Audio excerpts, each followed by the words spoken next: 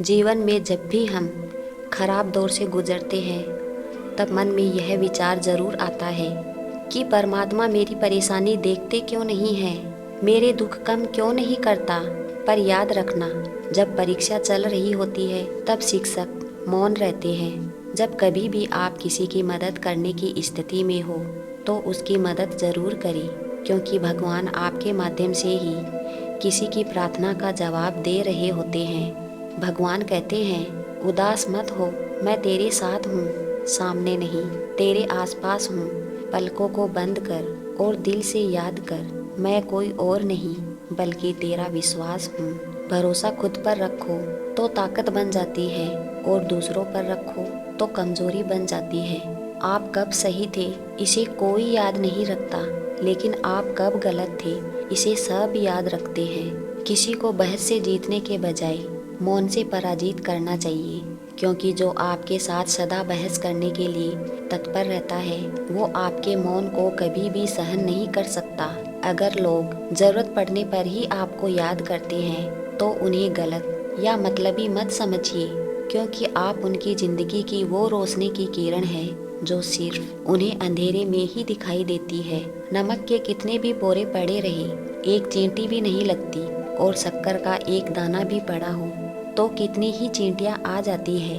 वैसे ही अपने स्वभाव में मधुरता रखोगे तो लोग स्वयं ही तुम्हारी तरफ आकर्षित होंगे, और यदि नमक की तरह खारा बने रहोगे, कितना भी बुलाने पर भी कोई भी पास नहीं आएगा।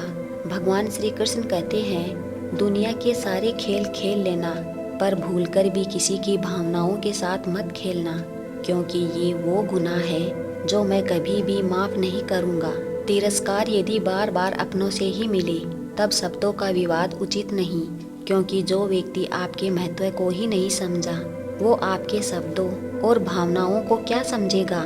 साथ रहकर जो छल करे उससे बड़ा कोई शत्रु नहीं हो सकता, और जो हमारे मुंह पर बुराइयां बता दे उससे बड़ा कोई मित्र नहीं हो सकता। याद रहे, साफ साफ बोलने वाला कड़वा जरूर होता है मगर विश्वासघाती कभी नहीं। वृक्ष के नीचे पानी डालने से सबसे ऊंचे पत्ते पर भी पानी पहुंच जाता है।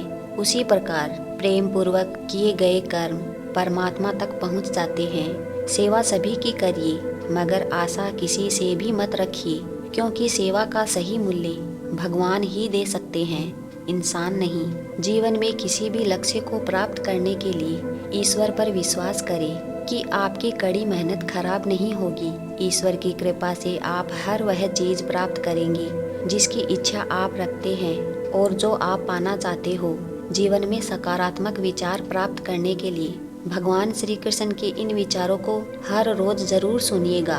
भगवत गीता में भगवान श्री कृष्ण हमें समझाते हैं कि हमारा मोल किसी बाहरी वस्तु, कारण या स्थिति से नहीं आता है, वैसे ही भगवान के लिए अमूल्य है। इसलिए हमें भी अपना मोल किसी बाहरी वस्तु, स्थिति या इंसान के आधार पर नहीं करनी चाहिए। सोचिए, कितनी बार हम अपना पूरा मन लगा लेते हैं किसी नौकरी पर, प्रमोशन पर या किसी रिश्ते पर। हमारी इच्छा इतनी प्रबल हो जाती है कि हमें लगने लगता है जब हमें वह चीज़ मिल जाएगी तब हम सफल होंगे। इस प्रकार हम में और हमारी इच्छा या हमारे लक्ष्य में कोई अंतर नहीं रहता है। भगवान श्री कृष्ण हमें समझाते हैं कि यह गलत है, क्योंकि मनुष्य के मन में अनेक इच्छाओं और लक्ष्यों का आना अनिवार्य है, लेकिन ऐसा कोई मनुष्य नहीं जिसकी सारी इच्छाएं पूरी हो। याद करिए, भगवान श्री कृष्ण भी मनुष्य जीवन में अपनी सारी इच्छाओं को पूरा नहीं कर पाए थे। उन्हें भी गोकुल और यशोदा मैया को छोड़कर मथुरा जाना पड़ा था। इस सहज कार्य में अगर वह अपनी इच्छा और अपने अस्तित्व में अंतर नहीं करते तो वह जीवन के महत्वपूर्ण निर्णय नहीं ले पाते। यही बात हम मनुष्य पर भी उतनी ही लागू होती है। अगर इच्छा पूरी नहीं हुई या लक्ष्य हाथ न लगे तो इसका मतलब यह नहीं कि हम असफल हैं या हम में सामर्थ्य नहीं। इसका केवल यह अर्थ है कि इस समय शायद जो हम चाहते हैं वह हमारे लिए उचित नहीं। जब हम किसी भी बाहरी वस्तु के लिए अपना मन छोटा करते हैं, उसके न मिलने पर दुखी होते हैं, तो समझना चाहिए कि ऐसा करके हम एक तरफ से भगवान का अपमान करते हैं, क्योंकि हम यह मानते हैं कि उस वस्तु या उपलब्धि के मिलने से हमारा मोल होता है, यह विचार ही गलत है। क्योंकि हम सबको भगवान ने बनाया है और उन्होंने जैसा भी बनाया है कुछ सोच समझ कर ही बनाया होगा। हम सब जो कुछ भी करते हैं उस सब में उनकी इच्छा है और उसे अच्छे से पूरे मन से करने से हम उनकी सोच को पूरा कर रहे हैं। हमेशा यह मानकर चलिए कि इच्छा पूरी हो तो अच्छा और पूरी ना हो तो और भी अच्छा, क्योंकि इसमें कहीं ना कहीं भगवान की लीला है। इसलिए भगवान की लीला की मर्यादा पर सब छोड़कर हम दुखी न होवे। यह कभी आपका बुरा नहीं चाहेंगे।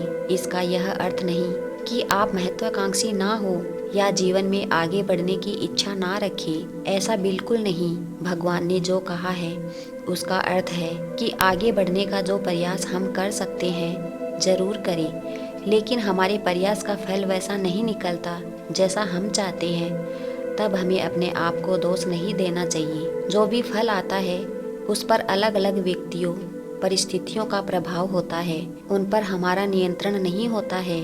अगर रिश्तों की बात करें तो हम जिसे प्यार करें जरूरी नहीं कि उसके मन में भी हमारे लिए वही भावना हो।